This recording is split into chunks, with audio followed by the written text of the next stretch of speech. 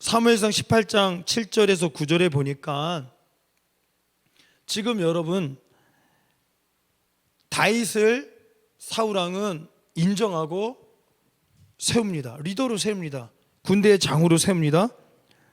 그래서 가는 곳곳마다 정말 사울왕뿐만 아니라 이스라엘 백성을 기쁘게 합니다.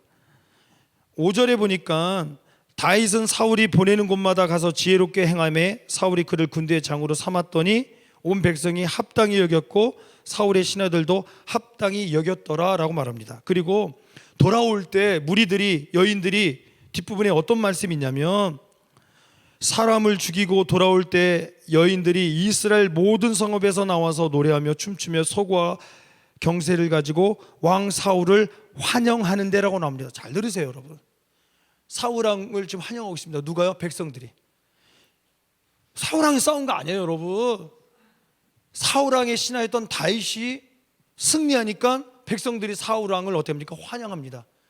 그런데 그 환영 속에 다윗이 죽인 자는 만만인데 사울이 죽인 자는 천천히. 사실인데 성경은 이렇게 말하고 있습니다.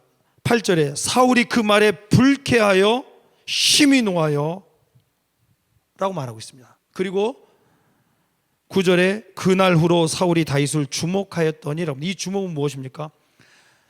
사도행전 13장 22절에는요 하나님께 다윗을 만나니 내 마음에 합한 자로 하나님이 다윗을 발견하시고 내 뜻을 다 이루겠다고 인정하시는데, 사울은요 다윗을 발견하고서 어떻게 말합니까? 어떻게 생각합니까? 내가 죽이기로 다짐한 겁니다. 여러분, 오늘 하나님은 세우시고 뜻을 이루시겠다고 기뻐하려고 하시는데, 오늘 우리들의 못난 우리들의 마음은 미워하고 시기하고 질투하고 넘어뜨리려고 하고 있지는 않은지. 여러분, 그 시작이 뭡니까? 다른 거 없습니다. 만만히요, 천천히요. 이것을 여러분 맞아 인정하고 받아들이고 감사하고, 그래 나같이 부족한데도 나보다 능력 있는 신하를 내가 줬다는 거, 이게 하나님의 은혜라고 고백했다면 얼마나 사울왕이 잘못된 생각을 하지 않고 든든한 신하를 뒀기에 행복했겠습니까? 여러분, 사울왕은 항상 이 다윗이 신경 쓰였고 무거운 짐이 되었고 죽이려고 했습니다. 심지어 결혼까지 시켜놓고 사위를. 이런 못난 선택을 했던 그 시작이 뭡니까? 불편한 마음. 어떤 겁니까? 어떤 불편한 마음입니까? 그 소리, 사람들이 인정, 칭찬 앞에 그는 그날 후로 다윗을 주목하는 것처럼 마음에 불편하며 노화했던 것처럼, 오늘 우리 안에 이런 마음이 혹 있다면 잊지 마십시오. 하나님의 은혜란 말이에요 여러분. 나에게 주신 은혜인데 생각을 바꾸면 내가 싸우지 않아도 되고, 내가 부족하니까 하나님께서 나에게 동역자를 주셨구나 생각하고 이것을 은혜로 여긴다면 얼마나 행복한 삶, 멋진 인생이 되었겠습니까? 여러분, 다윗은요 처음에는 다윗이 싸웠지만 결국에 나중에 어떻습니까? 다윗의 수많은 장수들이 붙습니다. 능력 있는 자들이 붙습니다. 그러면서 왕이요 나가지 마시라고, 우리가 싸우겠다고. 멋지지 않습니까? 여러분, 오늘 하나님이 우리에게 주신 이 은혜를, 이 기회를 잘 놓치지 않기 원합니다. 할렐루야. 그래서 여러분, 내가 지금 혹 미워하거나 마음에 불편하게 생각하고 있는 그 사람이 하나님 나에게 허락하신 은혜라는 것을 여러분 인정하기 원합니다. 받아들이기 원합니다. 할렐루야. 그래야지 여러분 멋진 사역, 멋진 인생, 멋진 공동체를 만들 수 있습니다. 여러분, 청년대학부 안에 여러분 함께 꿈꾸는 이 공동체 안에 혹 여러분들의 마음을 불편하게는 능력 있고 실력 있고 내가 했던 것들을 그 친구는 더 잘해서 내 자리를 내가 빼앗기는 것처럼 느껴질 수 있을 때에도 은혜라고 고백할 수 있는 여러분 되시기 바랍니다. 아멘. 여러분, 내가 어떻게 결정하고 어떻게 생각하고 어떻게 받아들이느냐에 따라서 은혜일 수도 있고 내 안에 무거운 짐이 될 수도 있고 내가 죄를 지을 수도 있습니다. 은혜를 내가 어떻게 받아들이냐에 따라서 은혜가 될 수 있다는 것, 은혜가 내가 못 받아들이니까 하나님이 주신 은혜를 내가 잘못 해석하니까 내가 죄짓게 된단 말이에요. 여러분, 잊지 마십시오. 하나님이 우리에게 허락하신 은혜입니다. 할렐루야. 그래서 오늘 이 시간에 마태복음 10장 16절에서 20절에 보면 예수님께서 16절에 이렇게 말씀하십니다. 보라, 내가 너희를 보냄이 양을 이리 가운데로 보낸가 같도다. 그러므로 너희는 뱀같이 지혜롭고 비둘기 같이 순결하라. 예수님께서 뭐라고 말씀하십니까? 내가 너희를 이리 때 보내는 것처럼 내 마음이 불편하다, 걱정된다는 겁니다. 그래서 예수님께서 요구하신 게 뭡니까? 너희는 뱀처럼 지혜로워야 한다는 겁니다. 양이 너무 막 양이야만 하면 이리떼한테 먹힌다는 겁니다. 지금 이리떼, 이 세상을 향하여 내가 너희를 보낸다는 거 잊으면 안 돼요, 여러분. 오늘 우리가 그냥저냥 정신 안 차리고 사역하고 그냥저냥 세상 살면 우리는요, 이리의 세상의 밥이 됩니다. 먹힙니다. 먹히고 밥이 됐는데도 내가 지금 살고 있으니까, 내가 지금 뭔가 하고 있으니까 내가 문제 없다고 생각합니다. 아니에요. 이미 먹혀버렸는지도, 이미 여러분 이리떼에게 내 생명을 빼앗겼는데도 우리는 그걸 인지하지 못하고 괜찮다고, 좋다고, 나 지금 뭔가 하고 있다고 착각하고 있는지도 모릅니다. 잊지 마십시오. 예수님께서 뱀처럼 지혜로워야 한다고, 비둘기처럼 순결한 이 조정. 때로는 여러분 우리가 지혜로울 때도 있어요. 여러분 때로는 뭡니까? 그 음성을 듣고 오늘 아침에도 말씀했지만 하호가 아니에요. 여러분 때로는 어떻습니까? 그리스도인의 정체성을 잃어버리지 않으면서 우리가 어떻게 합니까? 세상 가운데서 선택하고 결정할 때도 필요한 겁니다. 때로는 뭡니까? 우리가 뱀처럼 순결하고 거룩함을 우리가 잃어버리지 않기 위해서 때로는 속아주기도 하고, 때로는 어떻게 합니까? 우리가 양보하고, 때로는 어떻게 합니까? 우리 이 정체성을 잃어버리지 않는 그 선에서 우리가 양보하면서, 때로는 어떻습니까? 지킬 건 지키고 선택할 건 선택하면서 외쳐야 되는 것이 바로 주님께서 우리에게 요구하시는 거라는 겁니다. 여러분 세상을 어떻게 합니까? 우리를 가만두지 않는다는 겁니다. 세상은 우리를 어떻게 합니까? 채찍질하고, 세상은 어떻게 하면 우리를 함부로 할 거라는 겁니다. 왜요? 우리가 예수님의 양이기 때문에. 이리는 양을 먹어버리는 거예요. 그럼 우리가 양이 아니라면, 우리가 예수님의 정체성을 잃어버리고, 우리가 복음을 잃어버리고, 우리가 세상과 동등됨을 우리가 여기고 세상에 무릎을 꿇으면 세상 우리를 어떻게 합니까? 칭찬한다는 겁니다. 인정해 준다는 겁니다.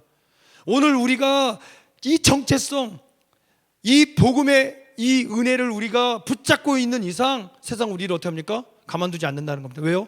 예수님께 우리를 증거로 삼으시겠다는 겁니다.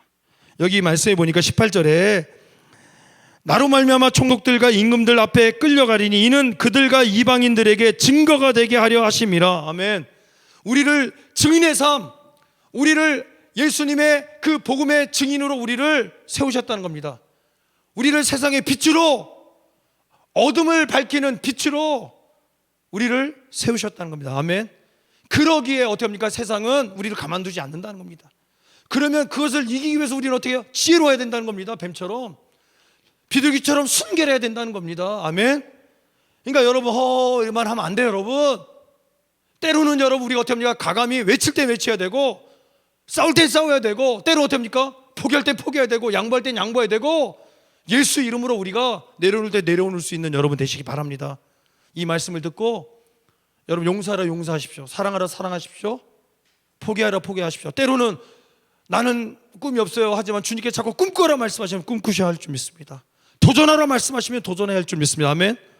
그때 우리가 여러분 뱀처럼 지혜롭고 비둘기처럼 순결할 수 있는 이유, 세상 가운데 증인의 삶을 살 수 있는 그 힘이 뭡니까? 그때 너희에게 성령께서 그 말을 주신다는 겁니다. 하나님의 그 성령께서 오늘 우리가 해 그때 핍박받을 그때, 고난받을 그때, 오늘 우리가 이리때 가운데서 세상 가운데서 우리가 이겨야 할 그때, 우리가 뱀처럼 지혜롭고 비둘기처럼 순결해야 할 그때 성령께서 우리에게 분별할 수 있는 그 음성을 주신다는 겁니다. 할렐루야. 그러니 여러분 귀가 열려야 돼요. 여러분 눈이 열려야 돼요. 성령께서 우리에게 주시는 음성이 있다니까. 그때 여러분, 지금 내가 듣고 있는 그 음성이 누군가 믿음의 선배들이라고 하는 선배들이, 또 신앙의 선배들이 이야기하는 그래서 넌 괜찮아 이렇게 하면 되는 거라고 해서 여러분들도 그렇게 타협하고 그렇게 그 사람도 인정하니까 잊지 마십시오. 나는 괜찮구나. 여러분, 너희는 넓은 길이 아니라 좁은 길 좁은 문으로 들어가라고 할렐루야 말씀하시는 겁니다. 요구하시는 겁니다. 남들이 다 간다고 해서 그게 진리가 아닐 수 있다니까요. 남들이 다 간다고 해서 그것이 맞는 길이 아닐 수 있다는 겁니다. 부탁드립니다. 지혜롭고 거룩하게 선택하십시오. 지혜롭고 거룩하게 승리하십시오. 할렐루야. 여러분, 이 시작이 뭐라고요? 성령이시라며. 성령이 우리 안에 주시는 음성이 있다니까요.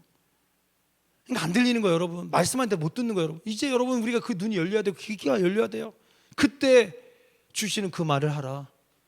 그때 주시는 그 말을 하라. 내가 이게 맞다고 생각하는 그때 성령이 주시는 음성. 아브라함이 본토 친척 아비집을 떠날 수 있었던 그 음성을 듣고 그가 결정했던 것처럼 나를 따르라 그 말씀 앞에 성령의 음성을 듣고 예수님을 부인했던 베드로가 다시 한번 예수님을 따르기로 결정했던 그 음성, 그 시간이 오늘 여러분에게 있기 원합니다. 그 말을 하래요. 주님이 주신 그 음성을 듣고 여러분 어떻게 그렇게 순종하래요. 그런 여러분 되시기 바랍니다. 아멘. 여러분, 오늘 우리가 이런 삶을 살 때 26절에 그런즉 그들을 두려워하지 말라. 두려워하지 말래요. 감추인 것이 드러나지 않을 것이 없고 숨은 것이 알려지지 않을 것이 없다고 말씀하십니다.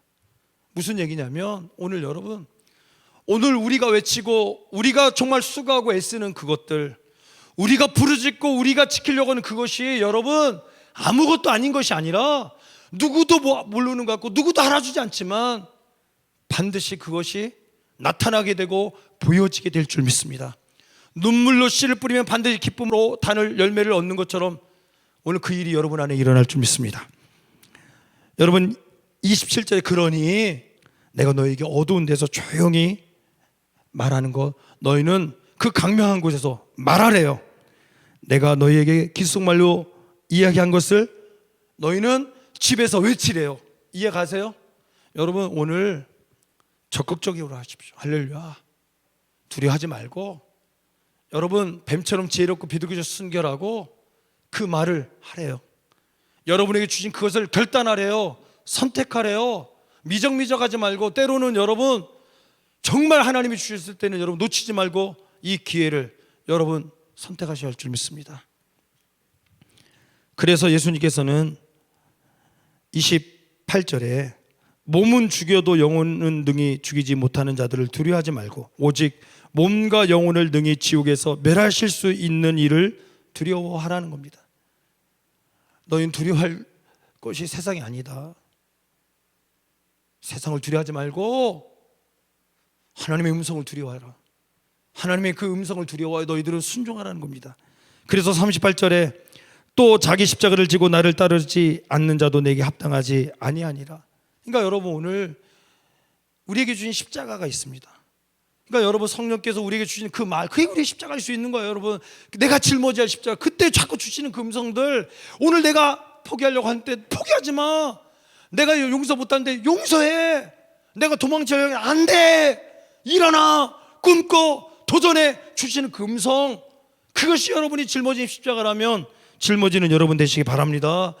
주님 앞에 합당한 제자, 합당한 일꾼이 되기 원합니다. 그럼 여러분 보세요. 오늘 우리가 왜 이 일에 있어서 뱀처럼 지혜롭고 비둘기처럼 순결해야 됩니까? 오늘 우리가 이런 결단을 통하여, 이런 일들을 통하여 어떤 일이 일어난 줄 아십니까?